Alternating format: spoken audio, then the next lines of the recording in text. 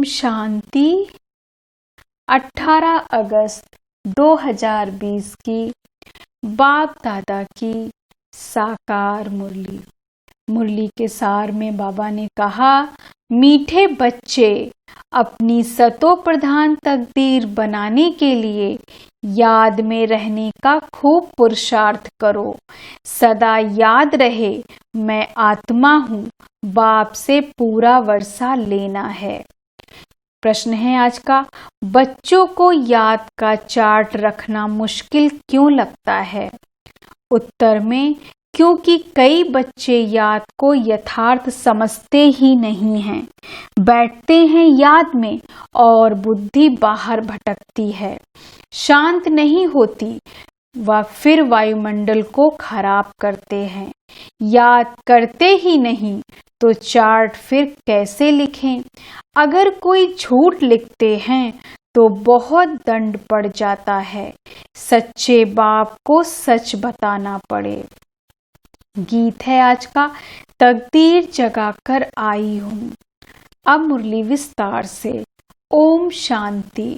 रूहानी बच्चों को फिर भी रूहानी बाप रोज रोज समझाते हैं कि जितना हो सके देही अभिमानी बनो, अपने को आत्मा निश्चय करो और बाप को याद करो, क्योंकि तुम जानते हो हम उस बेहद के बाप से बेहद सुख की तकदीर बनाने आए हैं, तो जरूर बाप को याद करना पड़े।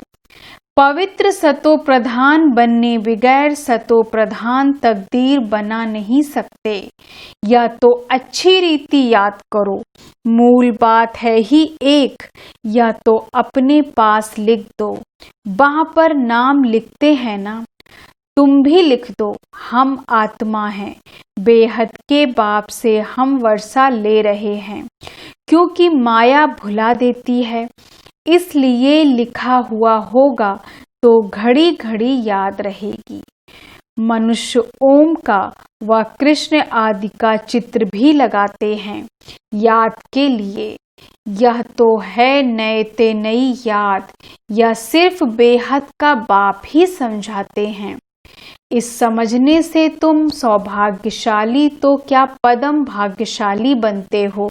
बाप को ना जानने कारण, याद ना करने कारण कंगाल बन गए हैं। एक ही बाप है जो सदैव के लिए जीवन को सुखी बनाने आए हैं। भल याद भी करते हैं परंतु जानते बिल्कुल नहीं हैं। विलायत वाले भी सर्वव्यापी कहना भारतवासियों से सीखे हैं। भारत गिरा है तो सब गिरे हैं। भारत ही रिस्पॉन्सिबल है अपने को गिराने और सबको गिराने। बाप कहते हैं, मैं भी यहाँ ही आकर भारत को स्वर्ग सचखंड बनाता हूँ। ऐसा स्वर्ग बनाने वाले की कितनी ग्लानि कर दी है, भूल गए हैं। इसलिए लिखा हुआ है यदा यदा ही। इनका भी अर्थ बाप ही आकर समझाते हैं। बलिहारी एक बाप की है, अभी तुम जानते हो। बाप आते हैं जरूर, शिव जयंती मनाते हैं, परंतु शिव जयंती का कद्र बिल्कुल नहीं है। अभी तुम बच्चे समझते हो, जरूर होकर गए हैं। जिसकी जयंती मनाते हैं, सतयुगी आदि सनातन देवी देवता धर्म की स्थापना वही करते हैं। और सब जानते हैं कि हमारा धर्म फलाने ने फलाने समय स्थापन किया। उनके पहले है ही देवी देवता धर्म। उनको बिल्कुल ही नहीं जानते कि यह धर्म कहाँ गुम हो गया। अभी बाप आकर समझाते हैं, बाप ही सबसे ऊंच है और किसकी महिमा है नहीं। धर्म स्थापक की महिमा क्या होगी। बाप ही पावन दुनिया की स्थापना और पतित दुनिया का विनाश कराते हैं और तुमको माया पर जीत पहनाते हैं। यह बेहद की बात है। रावण का राज्य सारी बेहद की दुनिया पर है। हद से लंका आदि की बात नहीं, यह हार जीत की कहानी भी सारे भारत की ही है, बाकी तो बाई प्लाट है। भारत में ही डबल सिरताज और सिंगल ताज राजाएं बनते हैं, और जो भी बड़े बड़े बादशाह होकर गए हैं, कोई पर भी लाइट का ताज नहीं होता सिवाय देवी देवता के। देवताएं तो फिर भी स्वर्ग के मालिक थे ना।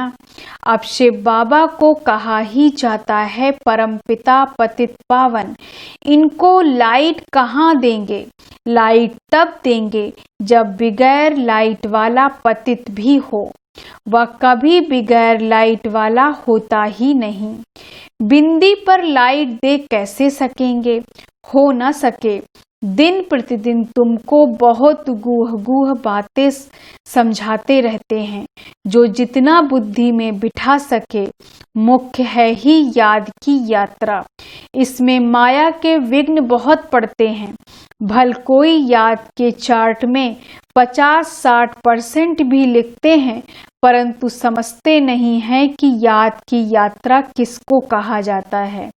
पूछते रहते हैं, इस बात को याद कहें, बड़ा मुश्किल है। तुम यहाँ 10-15 मिनट बैठते हो, उनमें भी जांच करो। याद में अच्छी रीति रहते हैं, बहुत हैं जो याद में रह नहीं सकते, फिर वह वायुमंडल को खराब कर देते हैं। बहुत हैं जो याद में न रहने से विघ्न डालते हैं। सारा दिन बुद्धि बाहर भटकती रहती है, सो यहाँ थोड़े ही शांत होगी, इसलिए याद का चार्ट भी रखते नहीं। झूठा लिखने से तो और ही दंड पड़े। बहुत बच्चे भूले करते हैं, छिपाते हैं, सच बताते नहीं। बाप कहे और सच न बताए तो कितना दोष हो जाता है। कितना भी बड़ा गंदा काम किया होगा तो भी सच बताने में लज्जा आएगी। अक्सर करके सब झूठ बताएंगे। झूठी माया झूठी काया, है ना? एकदम दे अभिमान में आ जाते हैं। सच सुनाना तो अच्छा ही है, और भी सीखेंगे। यहाँ सच बताना है। नॉलेज के साथ साथ याद की यात्रा भी जरूरी है, क्योंकि याद की यात्रा से ही अपना और विश्व का कल्याण होना है। नॉलेज समझाने के लिए बहुत सहज है, याद में ही मेहनत है। बाकी बीज में झाड़ कैसे निकलता है वह तो सबको मालूम रहता है। बुद्धि में 84 का चक्र है। बीज और झाड़ की नॉलेज होगी ना। बाप तो सत्य है, चैतन्य है, ज्ञान का सागर है। उनमें नॉलेज है समझाने के लिए।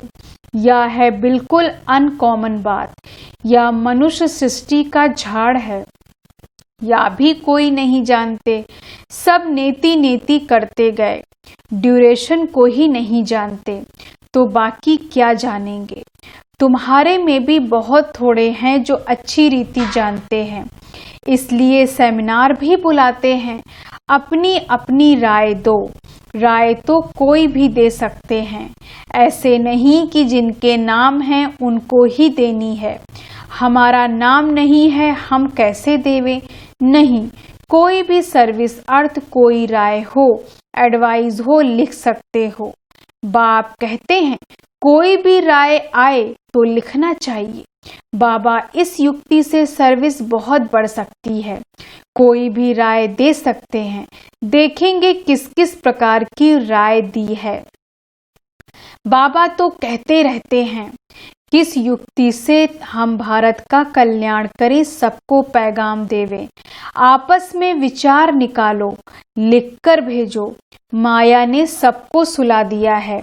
बाप आते ही हैं जब मौत सामने होता है। अब बाप कहते हैं सबकी वानप्रस्थ अवस्था है। पढ़ो न पढ़ो मरना जरूर है। तैयारी करो न करो नई दुनिया जरूर स्थापन होनी है। अच्छे अच्छे बच्चे जो हैं वह अपनी तैयारी कर रहे हैं। सुदामा का भी मिसाल गाया हुआ है। चावल मुट्ठी से आया, बाबा हमको भी महल मिलने चाहिए। है ही उनके पास चावल मुट्ठी तो क्या करेंगे। बाबा ने मम्मा का मिसाल बताया है, चावल मुट्ठी भी नहीं ले आई, फिर कितना ऊंच पद पा लिया। इसमें कैसे पैसे की बात नहीं है, याद में रहना है और आप समान बनाना है। बाबा की तो कोई फी आदि नहीं। समझते हैं हमारे पास पैसे पड़े हैं तो क्यों ना यज्ञ में स्वाहा कर दे। विनाश तो होना ही है, सब व्यर्थ हो जाएगा। इससे कुछ तो सफल करें। हर एक मनुष्य कुछ न कुछ दान पुण्य आदि जरूर करते हैं। वह है पाप आत्माओं का दान पुण्य, फिर भी उसका अल्पकाल के लिए फल मिल जाता है। समझो कोई यूनिवर्सिटी कॉलेज आदि बनाते हैं, पैसे जास्ती हैं, धर्मशाला आदि बना देते हैं तो उनको मकान आदि अच्छा मिल जाएगा, परंतु फिर भी बीमारी आदि तो होगी ना। समझो किसने हॉस्पिटल आदि बनाई होगी तो करके तंदुरुस्ती अच्छी रहेगी, परंतु उनसे सब कामनाएं तो सिद्ध नहीं होती हैं। यहाँ तो बेहद के पाप द्वारा तुम्हारी सब कामनाएं पूरी हो जाती हैं। तुम बनते हो पावन तो सब पैसे विश्व को पावन बनाने में लगाना अच्छा है ना। मुक्ति जीवन मुक्ति देते हो सो भी आधा कल्प के लिए। सब कहते हैं हमको शांति कैसे मिले, वह तो शांति धाम में मिलती है और सतयुग में एक धर्म होने कारण वहाँ अशांति होती नहीं। अशांति होती है रावण राज्य में। गायन भी है ना, राम राजा राम प्रजा, वह है अमरलोक। वहाँ अमरलोक में मरने का अक्षर होता नहीं। यहाँ तो बैठे बैठे अचानक मर जाते हैं। किसको मृत्युलोक उसको अमरलोक कहा जाता है। वहाँ मरना नहीं होता, पुराना एक शरीर छोड़ फिर बालक बन जाते, रोग होता नहीं, कितना फायदा होता है। श्री श्री की मत पर तुम एवर हेल्दी बनते हो। तो ऐसे रूहानी सेंटर्स कितने खुलने चाहिए। थोड़े भी आते हैं, वह कम है क्या। इस समय कोई भी मनुष्य ड्रामा के ड्यूरेशन को नहीं जानते। पूछेंगे तुमको फिर यह किसने सिखलाया। अरे हमको बताने वाला बाप है। इतने ढेर बीके हैं, तुम भी बीके हो। शिव बाबा के बच्चे हो, प्रजापिता ब्रह्मा के भी बच्चे हो, या है ह्यूमैनिटी का ग्रेट ग्रेट ग्रैंडफादर। इनसे हम बीके निकले हैं। बिरादरियां होती है ना। तुम्हारे देवी देवताओं का कुल बहुत सुख देने वाला है। यहाँ तुम उत्तम बनते हो, फिर वहाँ राज्य करते हो। या किसको बुद्धि में रह न सके, या भी बच्चों को समझाया है। देवताओं के पैर इस तमो प्रधान दुनिया में पड़ न सके। जड़ चित्र का परछाया पड़ सकता है, चैतन्य नहीं पड़ सकता। तो बाप समझाते हैं, बच्चे एक तो याद की यात्रा में रहो, कोई भी विकर्म ना करो और सर्विस की युक्तियां निकालो। बच्चे कहते हैं बाबा हम तो लक्ष्मी नारायण जैसा बनेंगे। बाबा कहते तुम्हारे मुख में गुलाब, लेकिन इसके लिए मेहनत भी करनी है, ऊंच पद पाना है। तो आप समान बनाने की सेवा करो। तुम एक दिन देखेंगे एक एक पांडा अपने साथ 100-200 यात्री भी ले आएंगे। चले आगे चल देखते रहेंगे। पहले से थोड़े ही कुछ कह सकते, जो होता रहेगा सो देखते रहेंगे। यह बेहद का ड्रामा है। तुम्हारा है सबसे मुख्य पार्ट बाप के साथ, जो तुम पुरानी दुनिया को नई बनाते हो। या है पुरुषोत्तम संगम योग। अब तुम सुखधाम के मालिक बनते हो। वहां दुख का नाम निशान नहीं होगा। बाप है ही दुख हरता सुख करता, दुख से आकर लिबरेट करते हैं। भारतवासी फिर समझते हैं इतना धन है, बड़े बड़े महल हैं, बिजलियां हैं, बस यही स्वर्ग है, या सब है माया का पौम।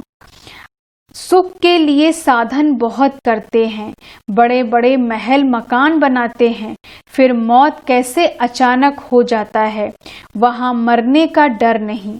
यहाँ तो अचानक मर जाते हैं, फिर कितना शोक करते हैं, फिर समाधि पर जाकर आंसू बहाते हैं।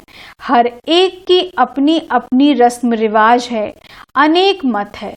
सतयुग में ऐसी बात होती नहीं, वहां तो एक शरीर छोड़ दूसरा ले लेते हैं। तो तुम कितना सुख में जाते हो, उसके लिए कितना पुरुषार्थ करना चाहिए। कदम कदम पर मत लेनी चाहिए। गुरु की व पति की मत लेते हैं, वह तो अपनी मत से चलना होता है। आसुरी मत क्या काम देगी, आसुरी तरफ ही ढकेलेगी। अब तुमको मिलती है ईश्वरी मत। ऊंचते ऊंच इसलिए गाया हुआ भी है श्रीमद् भगवान वाच, तुम बच्चे श्रीमत से सारे विश्व को हेवन बनाते हो, उस हेवन के तुम मालिक बनते हो। इसलिए तुम्हें हर कदम पर श्रीमत लेनी है। तुम किसकी तकदीर में नहीं है तो फिर मत पर चलते नहीं है। बाबा ने समझाया है, किसको भी अपना तुम कुछ अक्ल हो राय हो तो बाबा को भेज देवें। बाबा जानते हैं कौन कौन राय देने लायक है। नए नए बच्चे निकलते रहते हैं, बाबा तो जानते हैं ना कौन से अच्छे अच्छे बच्चे हैं। दुकानदारों को भी राय निकालनी चाहिए, ऐसे यत्न करें जो बाप का परिचय मिले। दुकान में भी सबको याद कराते रहें। भारत में जब सतयुग था तो एक धर्म था, इसमें नाराज होने की तो बात ही नहीं। सबका एक बाप है। बाप कहते हैं, माँ में कम याद करो तो तुम्हारे विकर्म विनाश हो जाएं, स्वर्ग के मालिक बन जाएंगे। अच्छा, मीठे मीठे सिकी लधे बच्चों प्रति माता पिता बाप दादा का याद प्यार और गुड मॉर्निंग। रूहानी बाप की रूहानी बच्चों को नमस्ते। हम रूहानी बच्चों की रूहानी बाप दादा को गुड मॉर्निंग, नमस्ते नमस्ते नमस्ते। धारणा के लिए मुख्य सार। पहली पॉइंट, श्रीमत पर चलकर सारे विश्व को स्वर्ग बनाने की सेवा करनी है। बहुतों को आप समान बनाना है। आसुरी मत से अपनी संभाल करनी है। याद की मेहनत से आत्मा को सतो प्रधान बनाना है।